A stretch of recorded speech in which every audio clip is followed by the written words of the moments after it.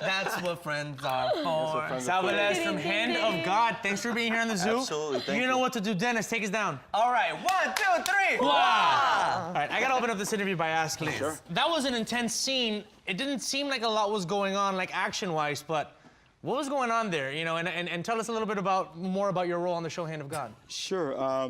Well, at that point, at that specific point, I guess I'll bring you guys a little bit further back. The Hand of God is star character is Ron Perlman. He plays a judge on the show who is his son is found in a coma. And somebody put him there, and he doesn't know how he got there. He doesn't know why. So the father's losing his son. And this judge is a very powerful judge in this town. And so he starts hearing voices that it's like his son telling him, "Dad, something happened to me. Please, you got to investigate this. This is not an accident. It's somebody did this on purpose."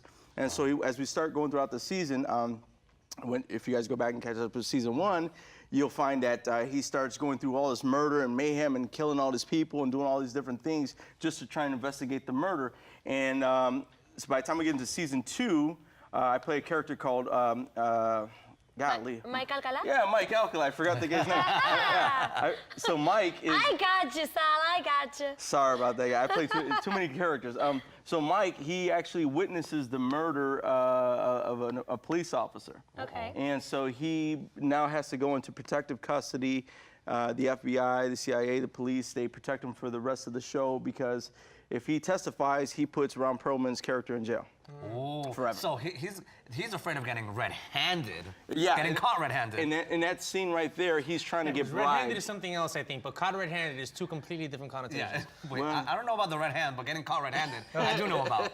I don't know what you're thinking. Exactly. I don't know what I'm thinking either. But I don't know. You could be purple-handed. So How did it feel to be working on a show with Ron Perlman? He's one of those actors that you can't take your eyes off when he's on screen just because he looks so unique and then he has that really strong energy. A lot of times people are saying in Hollywood, sometimes we're missing some of that old school strong, yeah. you know.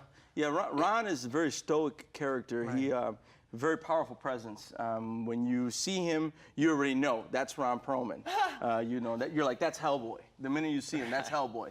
And when he talks to you, you know, he's like, you know, he's a big personality. You know, he comes on and he's like, "Hey, Sal, how you doing?" And he shakes your hand. You're like, your whole shoulder's moving. You know. Is his hand big? Oh yeah, he's a big dude. Oh, he's a big dude. Is he tall too? Like tall and strong, or? No, I wouldn't say he's about He's just like... He's 6 feet, but he's just buff. the characters that he plays from the Sons of Anarchy all the way to Hellboy and Beauty and the Beast. They've been this really big, powerful characters. So his presence carries that.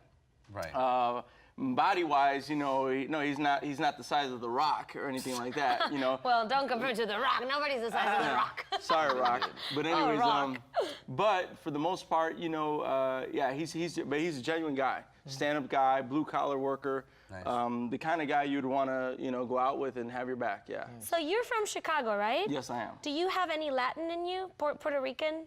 Well, yeah, I'm Puerto Rican. I'm 100% Puerto Rican. Nice. Oh, yeah. cool. So then, how was the move to LA? You've been here for how long? And, you know, did you start off in Chicago as an actor? Yeah, I started off in Chicago. Well, I've been here for 6 years now. I relocated here in 2009. And I guess that would make it 7 years. But I started off in Chicago. I was a Second City guy. I won a scholarship to Second City. So you're doing comedy? Yeah, I was an improver for on live. I would join the touring company, and we did that for many years.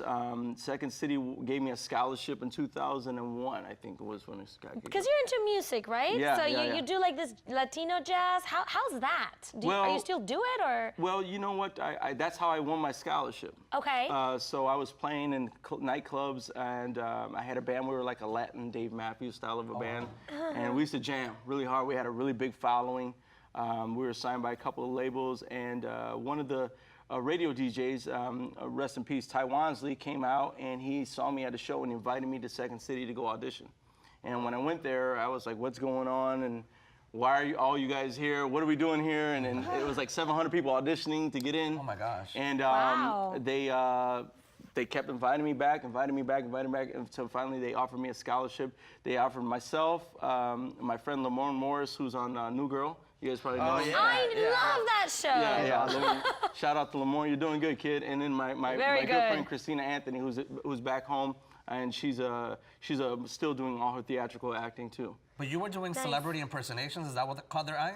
Well, when I got on stage, I didn't know what, I wasn't an improver. People who studied improv through college or through other careers, they already understood the technique. I just knew how to make people laugh.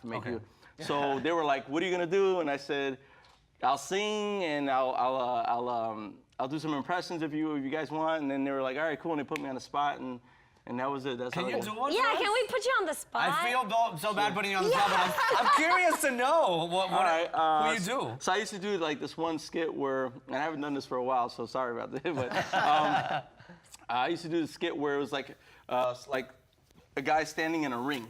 Okay. Right. So he'd be standing in a ring, and it was like, imagine a boxing ring, and then it would start off like this. And now bringing into the stage, weighing in at 242 pounds, I bring to you before you, Rocky Balboa. Hey, yo, you know what? I never fought with a guy with such small arms. Like, you sure you want to do this with me? Hey, that's okay, man, because I'm a political citizen. That's okay. That's okay. Oh, Mr. Cosby. Now, what the man is trying to say is that just like gelatin pudding pops, you put them in the freezer, you take them out, and then you're going to get them all raw. Oh, by the way, Mr. Ricardo, I really like you. Ba-ba-loo, ba-ba-loo, ba-ba-loo. See, I'm home. That's exactly what happened when you get 7 minorities. You put them in a room, it's like a salsa. You want the moon, Mary? I'm a changed man, Mary. I'll give you the moon, Mary. And I do stuff like that. Oh my God! Our own private show. I love it. Last question though, when can the show be seen? You can catch it on Amazon Network right now. It just launched season 2, March 10th. So you can see it anytime. Yeah.